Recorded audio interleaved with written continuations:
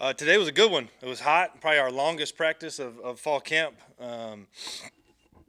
You know, um, we're not all the way to Lamar, but we're getting close. We worked a little bit. We met about it, and did a little bit of scout team work with it, but not a lot. So it was good to get a little introduction and get ready for Lamar. That's where our mindset's kind of changing, but we're still in fall camp. We haven't started school yet, so we went good on good for probably 8 periods a day and got after it, and still a lot of work to be done. But I thought today was a really good practice. I thought the defense practiced really well. Offense had its moments.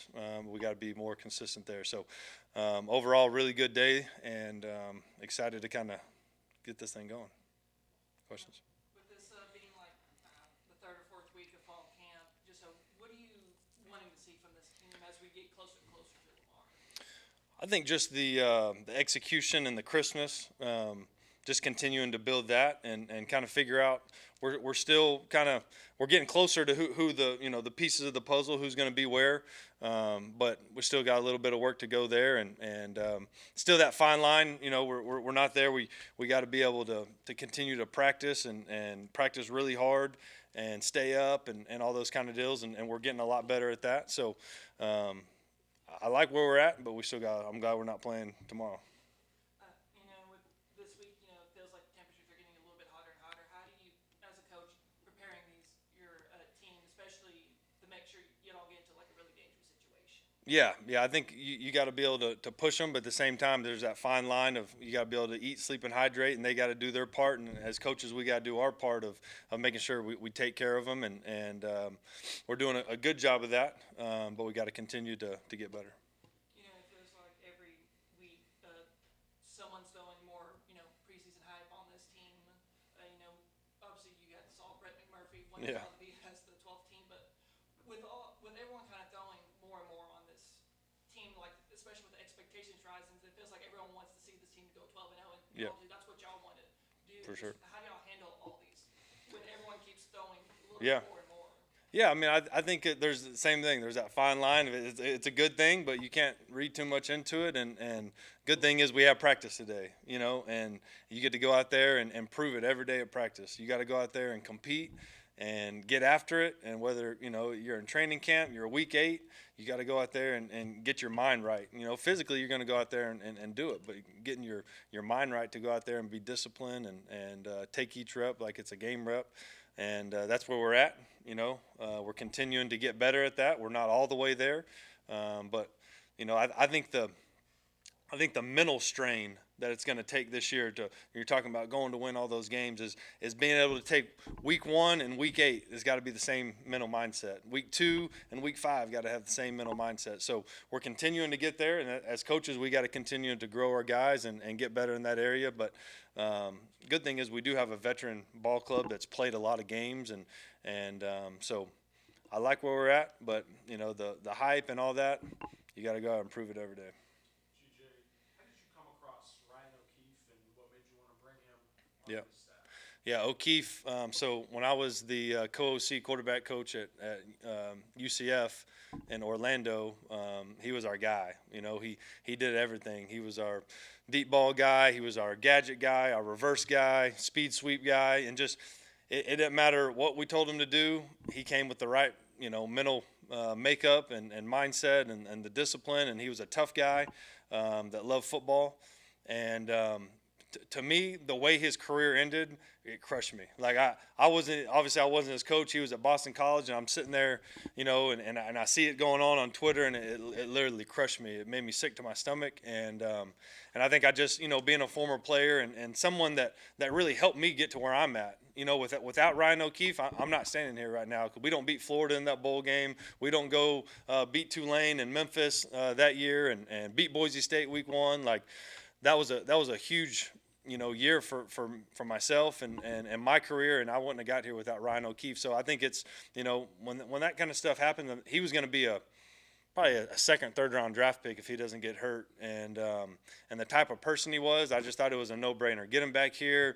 He just had a kid, and just be able to start his next chapter off the right way and with people that really cared about him, and he's doing a great job. Along those lines, I mean, he was literally teammates with one of the guys Yeah. last year.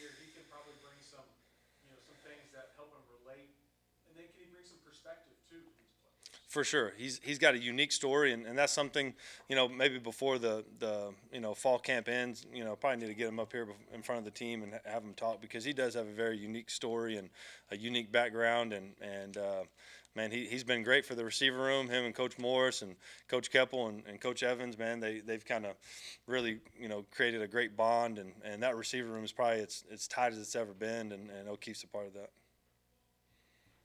Coach, talking to Joey here, obviously this wide receiver room's really stacked. Yeah. With Joey and Cole, and obviously whoever steps up in that third spot. Just what is it about this wide receiver room and what makes them so talented? Yeah, I think obviously they're really talented, and we got some really good players in there. But I think that group, maybe more than any other on the whole team, is man, they're together, and they're playing at a really high level, and they don't care if they're playing outside, inside, if they're blocking, they're catching the touchdown. They're all rooting for each other, and that's hard to find nowadays in college football, and especially in the receiver room. So it's a unique group now, and it really is. I think as you're looking at the strengths and weaknesses of your team, I don't think there's any doubt that the receiver room is one of our strengths of this team. And I think you got some guys like Joey in that room, and Cole Wilson and Jaden Williams and young guys like Chris Don and those guys that, man, that group, it's just, man, it's pretty special. So we just got to continue to go. Now, game time, they go out there and make plays. Who's a receiver that's really stepped up this offseason? I mean, obviously, you got, Joey and Cole that I think have having, their best offseason and fall camp. Jaden Williams is a guy that continues to impress. He made a big-time catch out there today, and he's a veteran guy, another, coming back home type deal. So he has the right mental mindset, man. He came in here and just went to work. It wasn't a lot of this or that. Just came in here and worked and tried to earn the respect of his teammates, and he's definitely done that. By the time he's got here, by the time, right now, his body's changed. He's a completely different player. So he's somebody that, man, he's really impressed me. Just a joy to be around, man. I enjoy it. When I go see him, man, it makes me happy. He's just a great kid that's kind of getting he's one of the good feel-good portal stories. He's coming back home, and I think he's going to light it up this year. I mean, he's just an awesome person. Looking at this defense, just what are your overall thoughts about how they've done from their progression since the start of the season? Yeah, same thing. I think those guys are really playing at a high level, and we have a bunch of really, really talented players. I think it's putting the pieces together and kind of figuring out what that looks like, week one and week two, and kind of really looking at it and kind of seeing who goes where. But I really like, same thing, a veteran group, guys that played a lot of snaps in the back end and up front. I mean, it's really tough. Those defensive linemen, those linebackers, and the scheme that we're running, and it's tough. I mean, I think we got a chance to be really good on defense, but once again, you got to go out there and do it. You can't just talk about it. You can't be good one day and then come back with an average day. You got to consistently be disciplined in your approach. Looking at that linebacker spot, especially when you lose someone like a Brian Holloway and a Dan Foster Jr., just who's really stepped up in that position to lead the defense? Yeah, I think a guy like Max Harris has had a really, really solid fall camp. He's just continuing to make plays. He's really smart.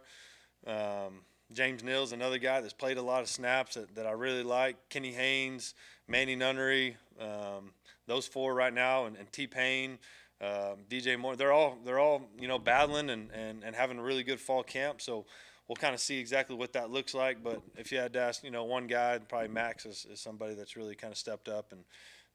But he's one of those guys we knew that he's a really good player, but he's a better person than he is player, and that's usually a good combination. As we get this, like, we're just days away from Lamar, do you feel like everyone just getting anxious to finally play someone that's not wearing a Bobcat jersey and all that stuff? Or is it just... I think so, but I think for us, I think it's more we're still competing, and that's what I like to see from the defense today, man. We came out here with something to prove, and I thought they really came to compete. I thought the offense maybe felt a little bit, hey, let's go play somebody else. And that happens, right? We switched to Lamar and exchanged scouts, and so maybe I need to do a better job of coaching. But I just think that right now it's not the time to go too far Lamar. You got to still get better and get the work in and go 20 periods and go out there and grind it out. So we're not there yet, but, as the week continues and we have our mock game on Saturday, and as later in the week we'll continue to to hone in on the details of Lamar. But right now, we still got a lot of work to do ourselves.